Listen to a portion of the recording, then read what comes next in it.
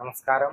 Raf talks ഫുട്ബോളിലേക്ക് ഏവർക്കും സ്വാഗതം. സമീപകാലത്ത് ഇംഗ്ലീഷ് പ്രീമിയർ ലീഗിൽ ആധിപത്യം പുലർത്തുന്നത് മാഞ്ചസ്റ്റർ സിറ്റിയാണ്.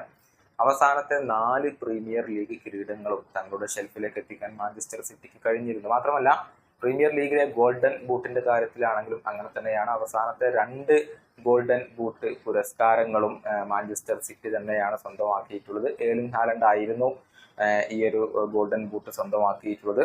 കഴിഞ്ഞ സീസണിൽ 27 പ്രീമിയർ ലീഗ് ഗോളുകൾ നേടിക്കൊണ്ടാണ് ഏർലിംഗ് ഹാലൻഡ് ഗോൾഡൻ ബൂട്ട് കരസ്ഥമാക്കിയത്. 2ാം സ്ഥാനത്ത് ചെൽസിയുടെ പോൾ പാൽമർ ആയിരുന്നു. 22 ഗോളുകൾ അദ്ദേഹം നേടി. 3ാം സ്ഥാനത്ത് ന്യൂകാസിൽ യുണൈറ്റഡിന്റെ അലക്സാണ്ടർ ഐസക് ആയിരുന്നു, 21 ഗോളുകൾ. 4ാം സ്ഥാനത്ത് ഒല്ലി വാറ്റ്കിൻസ് ആസ്റ്റൺ വില്ലയ്ക്ക് വേണ്ടി 19 ഗോളുകൾ. അതുപോലെ തന്നെ ഫിൽ ഫോഡനും 19 ഗോളുകൾ നേടിക്കൊണ്ട് ആ ഒരു പൊസിഷനിൽ ഉണ്ടായിരുന്നു. അതുപോലെ തന്നെ ഡൊമിനിക് സോളങ്കെ 6ാം സ്ഥാനത്തുണ്ടായിരുന്നു, 19 ഗോളുകൾ. 7ാം സ്ഥാനത്താണ് മുഹമ്മദ് സലാ വന്നിട്ടുള്ളത്. 18 ഗോളുകളായിരുന്നു അദ്ദേഹം നേടിയിരുന്നത്. ഏതായാലും സ്കോർ 19 പുതിയ സീസണിന് മുന്നോടിയായി ഒരു സാധ്യത ലിസ്റ്റ് പ്രസിദ്ധീകരിച്ചിട്ടുണ്ട്. അതായത് വരുന്ന സീസണിലെ പ്രീമിയർ ലീഗിലെ ഗോൾഡൻ ബൂട്ട് നേടാൻ ഏറ്റവും കൂടുതൽ സാധ്യതയുള്ളവരുടെ ഒരു ലിസ്റ്റാണ്, 5 താരങ്ങളുടെ ലിസ്റ്റാണ് അവർ പ്രസിദ്ധീകരിച്ചിട്ടുള്ളത്. അതിൽ 1ാം സ്ഥാനത്ത് വന്നിരിക്കുന്നത് മറ്റാരുമല്ല, ഏർലിംഗ് ഹാലൻഡ് തന്നെയാണ്. 50% സാധ്യതകളാണ് ഇപ്പോൾ ഏർലിംഗ് ഹാലൻഡിന് ഉള്ളത്. അതായത് ഇത്തവണത്തെ പ്രീമിയർ ലീഗ് ഗോൾഡൻ ബൂട്ടും അദ്ദേഹം തന്നെ സ്വന്തമാക്കാനാണ് സാധ്യത.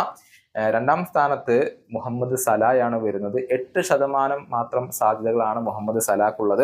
3ാം സ്ഥാനത്ത് ലിവർപൂളിന്റെ തന്നെ ഡാർവിൻ ന്യൂനസ് വരുന്നു, 5% സാധ്യതകൾ.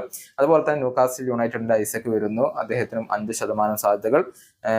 5ാം സ്ഥാനത്ത് ആസ്റ്റൺ വില്ലയുടെ ഒല്ലി വാറ്റ്കിൻസ് ആണ് വരുന്നത്, അദ്ദേഹത്തിനും 5% സാധ്യതകളാണ് ഇപ്പോൾ ഉള്ളത്. പക്ഷേ ഈ 4 താരങ്ങളെ അപേക്ഷിച്ച് നോക്കുമ്പോൾ ഏർലിംഗ് ഹാലൻഡ് വളരെ മുകളിലാണ്. അദ്ദേഹത്തിന് തന്നെയാണ് ഇപ്പോൾ ഏറ്റവും കൂടുതൽ സാധ്യതകൾ കൽപ്പിക്കപ്പെടുന്നത്. ഇത്തവണയും ഏർലിംഗ് ഹാലൻഡ് ഈ ഒരു പ്രീമിയർ ലീഗ് ഗോൾഡൻ ബൂട്ട് നേടുമോ, അതല്ല വല്ല മാറ്റങ്ങളും സംഭവിക്കാൻ സാധ്യതയുണ്ടോ? നിങ്ങളുടെ അഭിപ്രായങ്ങൾ നിങ്ങൾക്ക് പങ്കുവെക്കാം. ഈ വീഡിയോയുടെ അവസാനിപ്പിക്കുന്നു. കാണാം.